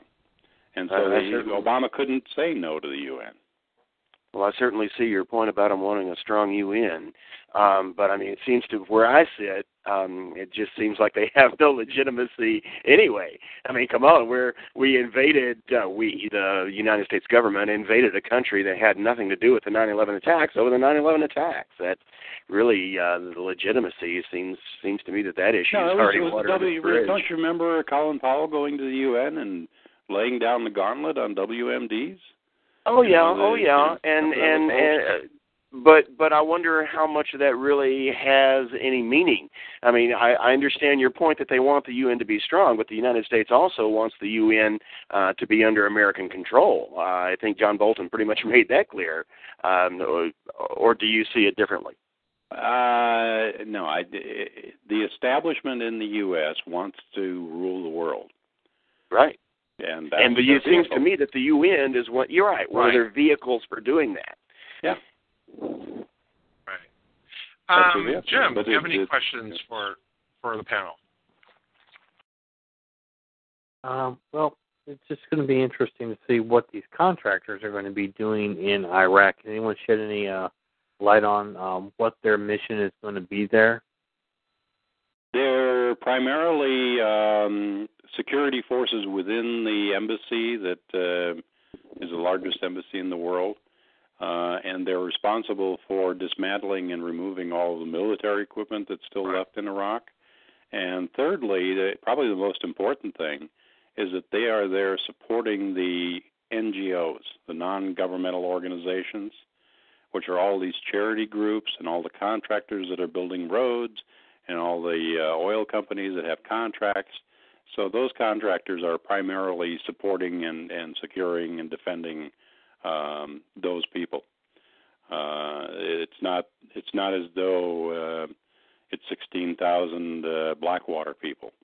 It's 16,000 people that are making a whole hell of a lot of money in Iraq that don't want to leave. You know, it seems to me that they've got this exactly wrong, too. Of course, I don't agree with a lot of what the American government does, but it seems to me that they're doing this exactly wrong. You know, right now they're pulling the troops out and replacing them with paid contractors. Well, back in 2008, here in Southern California, we had an Iraq veteran who was running for Congress under the Libertarian Party banner named Paul Dar. And one of the things that he discussed is that he said that really we didn't even need to leave any troops in Iraq even at that time. What we could have done is just to make sure that the Iraqi security forces were paid, because the big problem with the Iraq security forces is that they weren't getting paid. Mm-hmm. And if we had just paid them, we could have withdrawn American troops at the time, and the area would have remained stable. So instead of that, it wasn't covered much by the media, but all the U.S. money was going to pay for the Sunni awakening. They were trying to buy off the Sunnis who weren't getting paid by the Iraq government and weren't getting any contracts or jobs, and were basically Saddam's old buddies. And that was the whole surge. It had nothing to do with the military troops going in. It had to do with the billions of dollars that they handed out to the Sunni insurgents to stop fighting. Well, that brings me to another question, if you don't mind, Todd. That brings me to another question, because I know that in the 1982 invasion of Lebanon, when Israel invaded Lebanon, I was told by a former PLO fighter that the PLO's entire strategy back in 1982 was to bankrupt the American government.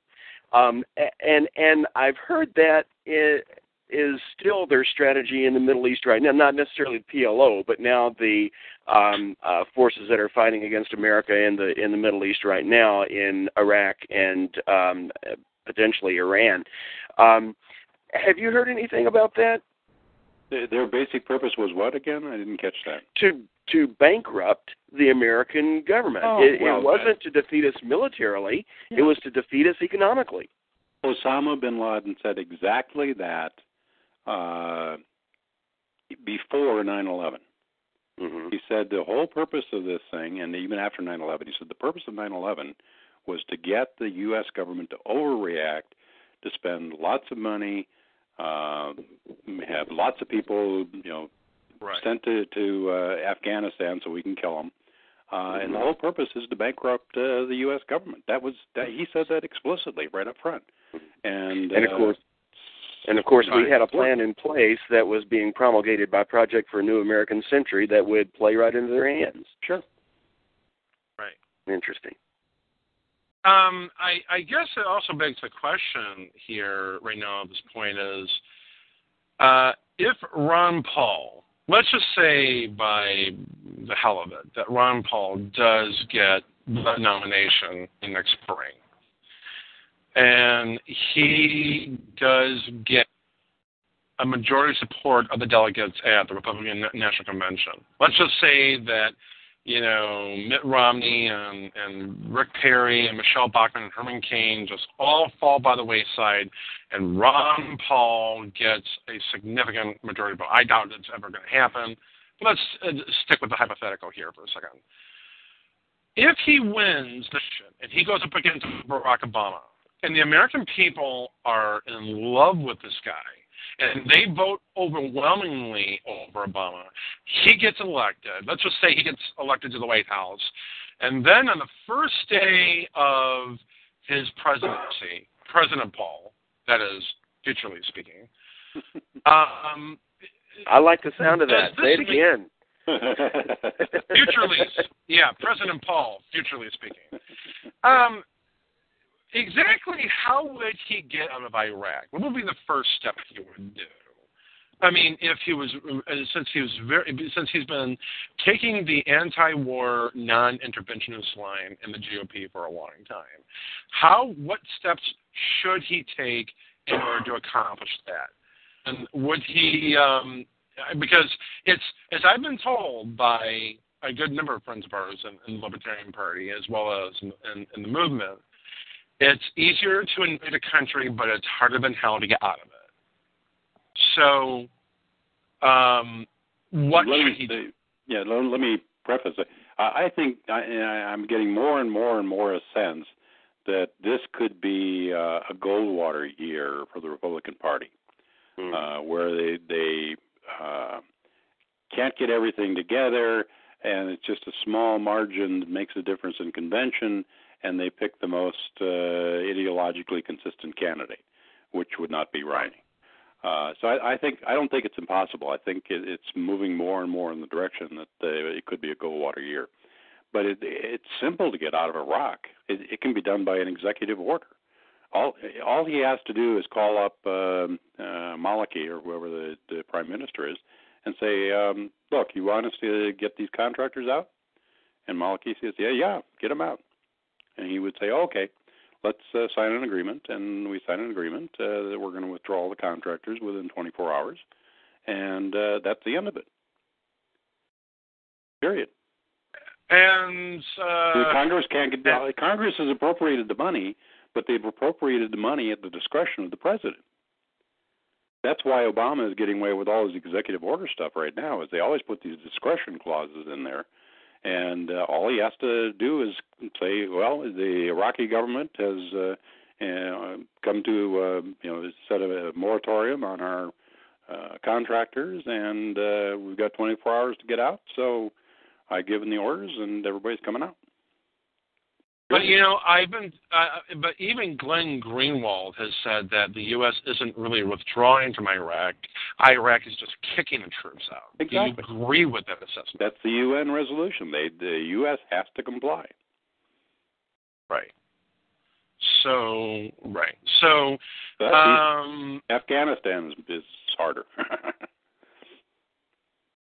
Right. Because Paul has kind of waffled a little bit about total withdrawal from Afghanistan. So I don't know whether he'd probably just pick up Obama's plan and say, well, we're going to get it out by 2014, but I want 3/4 of the troop out by next week. We're changing. Same thing. What about Afghanistan? Is he going to get any of the troops out of Afghanistan? Since Obama, he's waffled about it because he doesn't like all those terrorist guys. But all you have to do is take the Obama plan, the agreement with the Karzai government, get out by 2014. Obama's plan says, well, we're going to take out 2,000 troops a month, and do it as a slow, gradual thing. All Paul has to do is say, well, we've changed the schedule.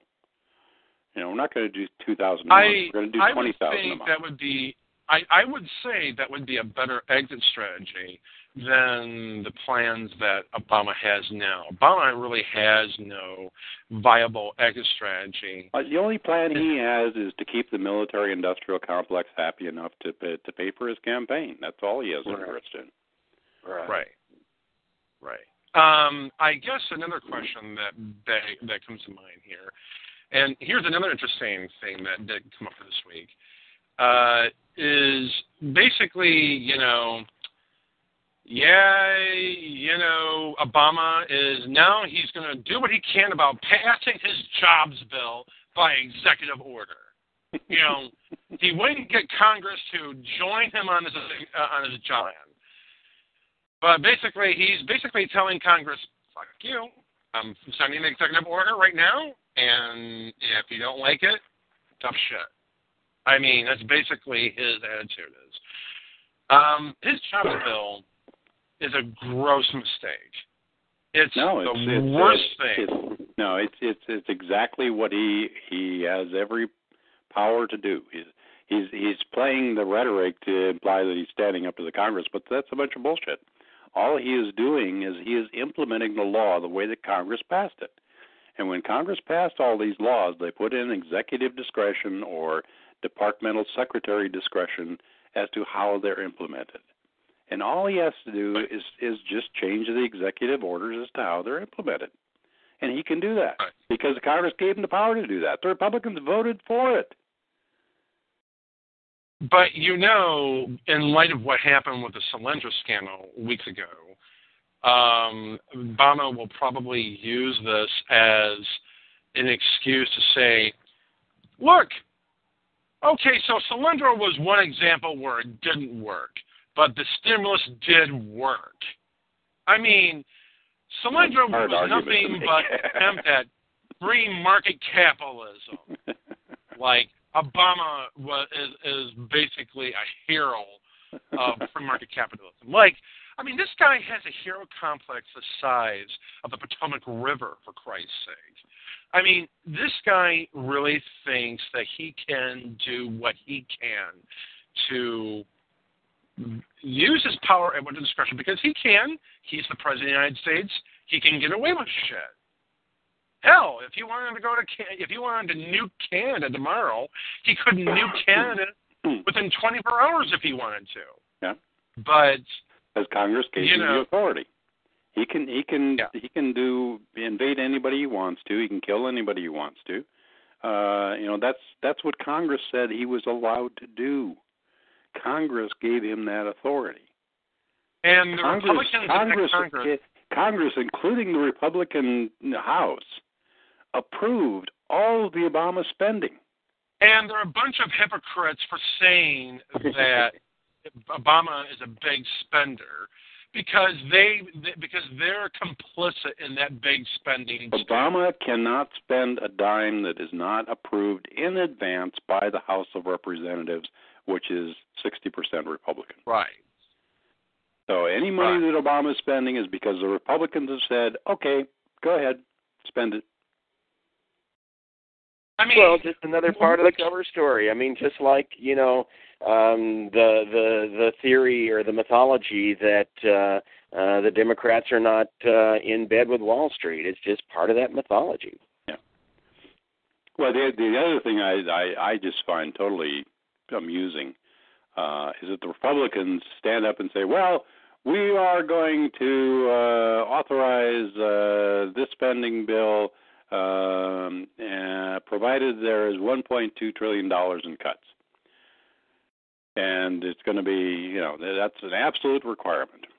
And so what happens, they implement a $1.2 billion cut or trillion dollar cut over 10 years. That's $120 billion a year. That's peanuts. Meanwhile, they're approving all of the standard expenditures that the Obama administration wants. So it has no effect whatsoever. And then they pass this automatic, super committee bullshit, which says that the super committee has to come up with $1.5 trillion. And that's a very interesting point you bring about the super committee. I'm glad you brought that up, because when I first heard that they were actually organizing the super committee, I thought to myself, super committee? I mean, who's going to be chairing this committee? Batman, Green Lantern, Wonder Woman, Robin, and Aquaman, for crying out loud? I mean, Jesus, It could be worse. It could be Paul Krugman. Well, the only thing you have to understand, the super committee was never intended to do anything at all, and so they picked 6 Democrats and 6 Republicans to be on this committee to sit around and pretend they were doing something and come up with a plan that doesn't meet the specifications that are in the bill, because the effect is that the automatic cuts do not go into effect until January of 2013, after the election. So there's no spending cuts whatsoever from the super committee at all until 2013, which means that there's a lame duck Congress after the election that's going to sit down and say, well, we don't like this, we don't like that, so we're going to change the law because one Congress cannot impose on another Congress how much money they're going to spend. So it's totally meaningless. It's pure sham. It's just theater.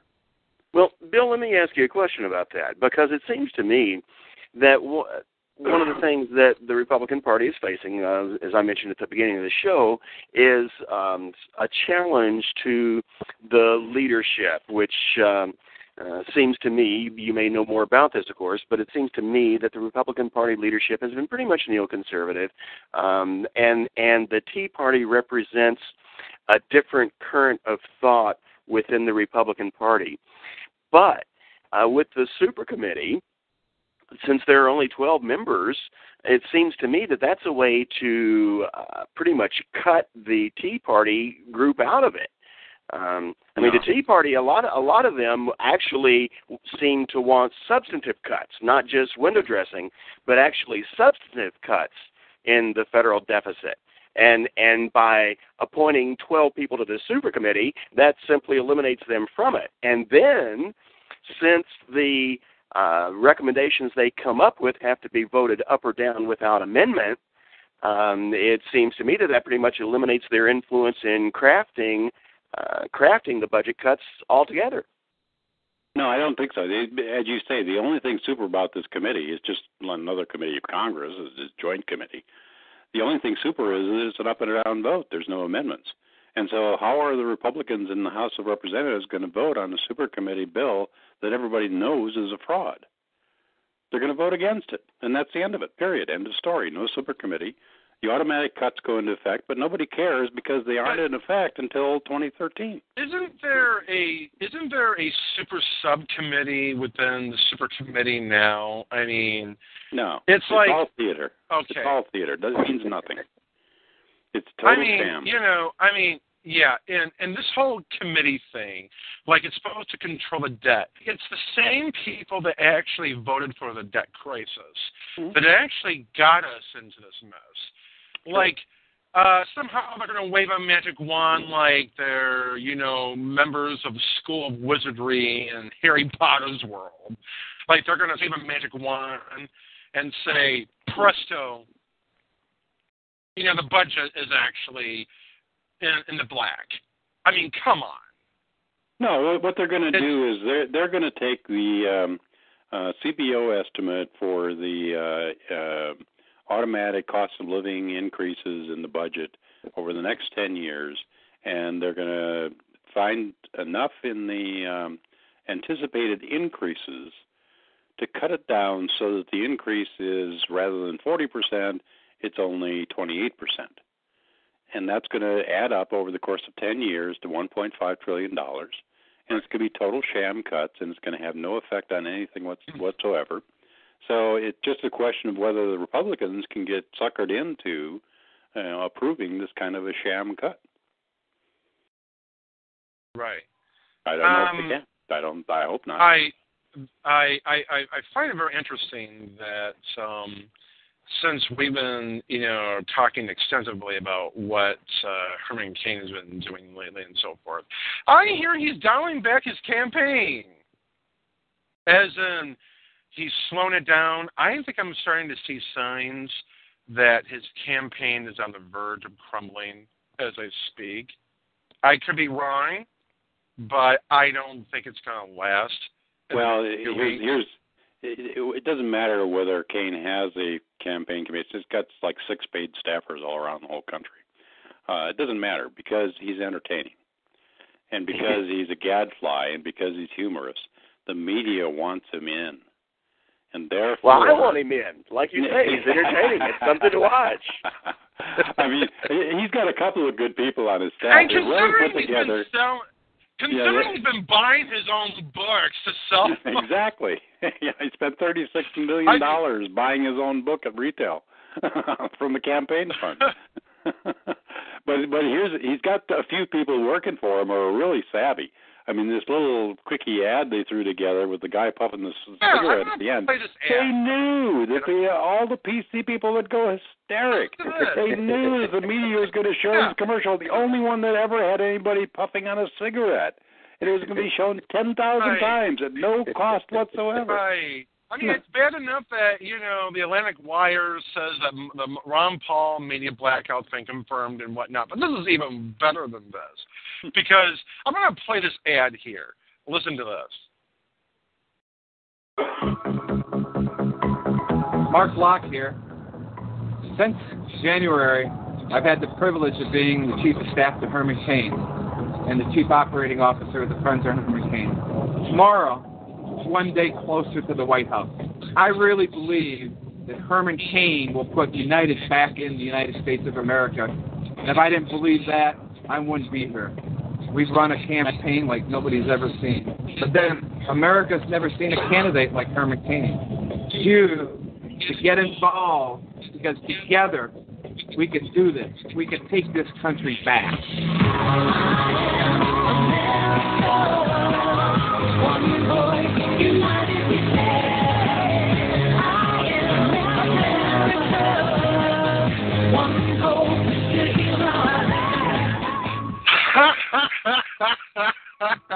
It doesn't work on radio. You don't get to see the guy puffing the cigarette. I know. It doesn't work that well. You don't get to see Cain's slow smile at the end. That's the part I like. He looks like the Grinch after stealing Christmas or something. This guy's smoking when the music blares, and then you see cutting to Herman Cain smiling like it's so Cheshire Cat. Yeah. Somebody in the camp. I mean, all of the words in the commercial are just total satire of most political ads. They have no content whatsoever. Put the United back in the United States of America? What kind of a stupid thing is that? It only has to do with the last 5 seconds. 2 seconds of a guy puffing a cigarette and Herman Cain with a slow smile. And that's enough to get 1 million hits on YouTube.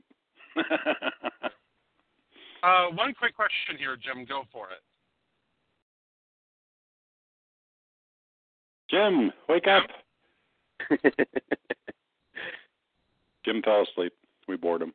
I get asleep. Okay, so now it's time for New Unrules, a new feature that we have on the show. You guys can stick around here. New Unrule. Stop sending teachers who have consensual sex with their students to jail if you think it's unethical. She's good looking. I mean, smoking hot high school teacher was sentenced to 4 years in prison for fucking 5 adolescent football jocks from Mason High School in the privacy of her own home. According to her, she doesn't remember doing it. Claims that the well-hung boys took advantage of me. And then when she appeared before the judge, she pled not guilty by reason of insanity. Apparently the jury didn't buy that bullshit for a second. But hey, it's not like she's an axe murderess killing teens in the woods after they had sex with each other on full moon night on Friday.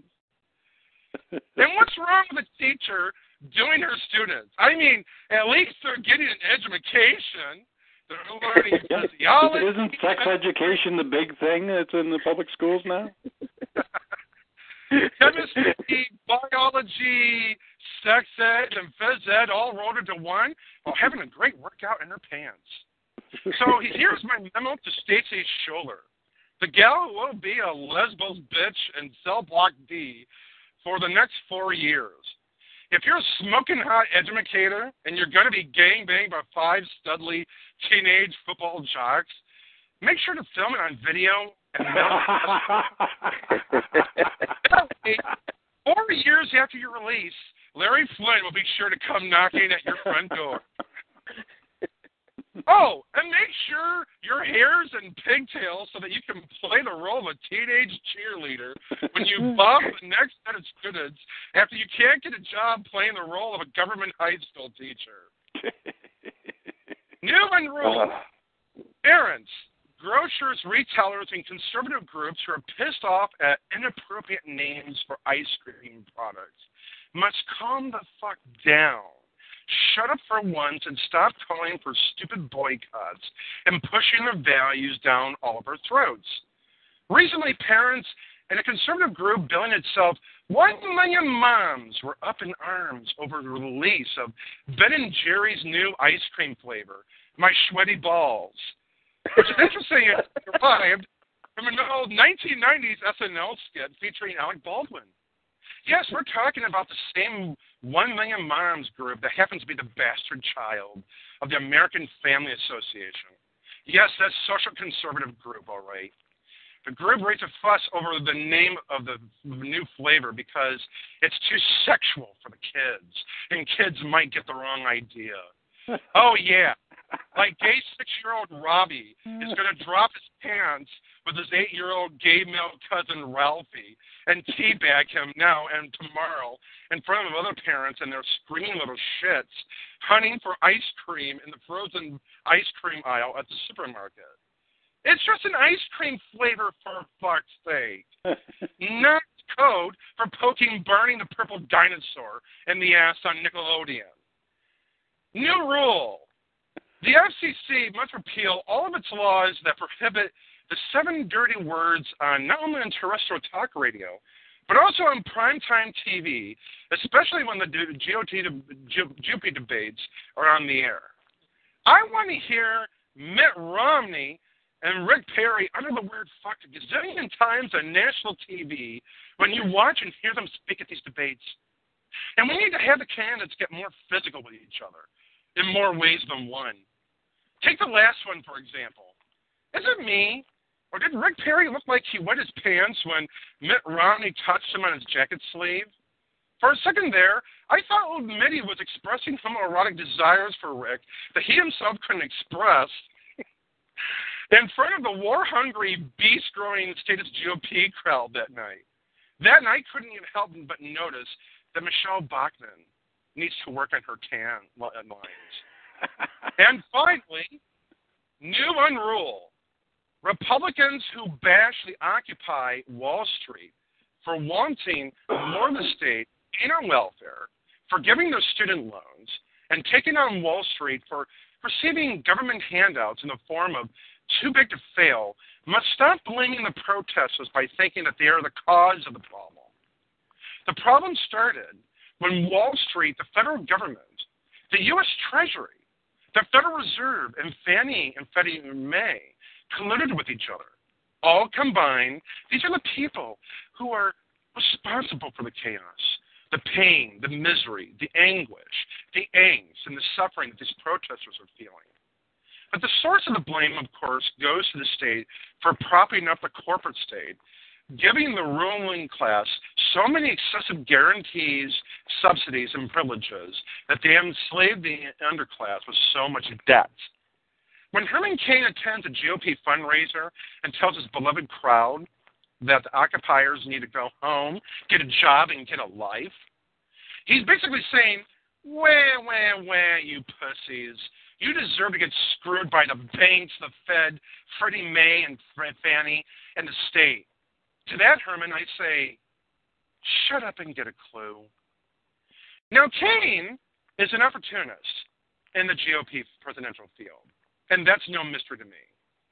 He's looking to take advantage of the situation by pointing fingers at the victim of the policies set up by the state and the players who lobbied hard for the perks to kick in a considerable expense to us, the taxpayers.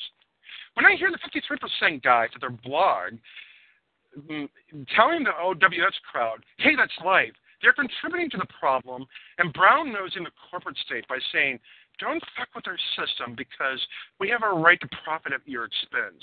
If you suffer, suck it up and deal with it. When I hear the shills at Fox News, including the ones like Greg Gutfield and Eric Bolling and Kimberly Guilfoyle on the 5, who said that the protesters are looking for violence and want more government, I call it in the first part, even though the last part is true. What those idiots don't acknowledge is that these people are frustrated because they are taking a stand against the man who put them and all of us in this position.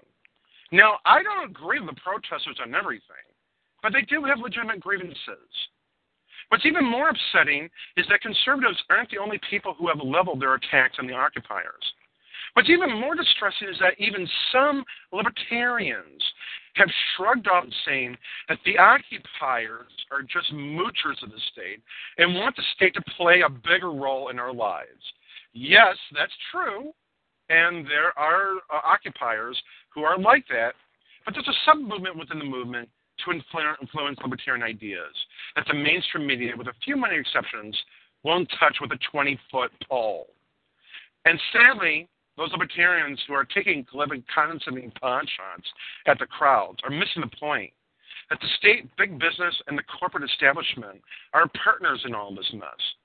When I see Peter Schiff going to the crowd on the streets and telling a female protester that he employs 150 people who are doing their share of the tax burden, and then turning around and asking her, well, how many people do you employ? He's telling her to shut up and go home and go back to work. That arrogant ass wouldn't know a pro-freedom, free market principle if it bit him on the ass. Maybe these people do want the state to be further involved, But I would argue with them that they're wrong, that they do support that. But to be fair, in their defense, I would also say they want to find work. And the Wall Streeters, who are part of that 1% class, who are acting smug, cavalier, and atrocious with the night, should be the last to talk because they got the government handouts too. Not that I support welfare for any group, rich or poor. But why is it okay for the 1% to get their too big to fail handout from the Uncle Sam, but it's horrible that the poor get it as well? Again, the corporate state has created this us versus them, if you're with me or against me paradigm that's only working to polarize all of us for the benefit of the state and its beneficiaries. And the person who coined that last expression is the same person who created TARP, who claimed that he had abandoned his free market principle to save the free market. Oh, yes. And we got to thank George W. Bush for that, don't we? All right, that's it for the show tonight. Thank you very much, everybody. Thanks to Bill Westmiller, director of the RLC, pro-liberty activist and Libertarian Party of California at large representative Alan Pyeatt, for appearing on the show tonight. Thank you very much, everybody. Good night, and God bless, folks. Thanks a lot. Thanks, guys. Have a good night.